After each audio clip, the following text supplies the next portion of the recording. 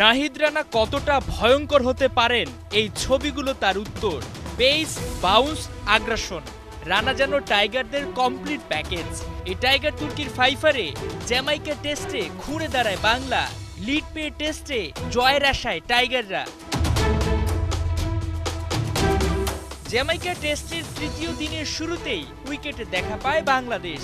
৩৯ রানে উইন্ডিজ কাপ্তানকে ফেরান নাহিদ রানা। ক্যারিবিয়ানদের পরের উইকেটও তুলে নেন রানা। তার করা দারুণ ডেলিভারিতে বাজ পাখির মতো ক্যাচ ধরেন লিটন দাস। ১২ বলে ৩ রানে আউট কেভম হজ।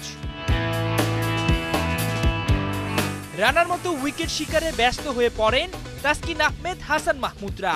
তৃতীয় দিনে মাত্র ৪৭ রান তুলতেই ৬ উইকেট নাই উইন্ডিজদের। শুরুর দিকে দারুণ ব্যাটিং করা ওয়েস্ট ইন্ডিজ আর উঠে দাঁড়াতে পারেনি।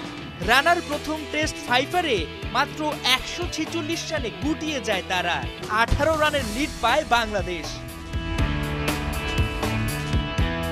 জবাবে শুরুতেই হতাশ করেন মাহমুদুল হাসান জয়, ডাক মেরে ফেরেন প্যাভিলিয়নে।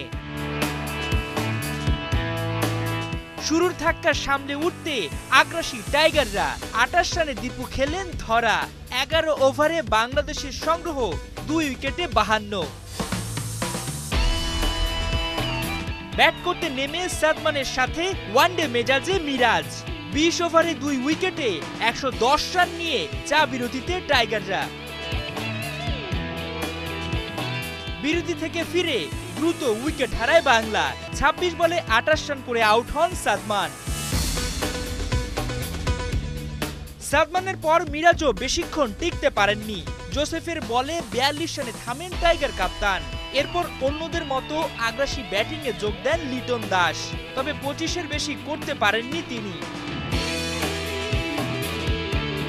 তৃতীয় দিন শেষে বাংলাদেশের খাতায় ২১১ রানের লিড। ২৯ রানে জাকের আলী, ৯ রানে অপরাজিত আছেন তাইজুল ইসলাম। মাহমুদুল হাসান সজীব, ৭১।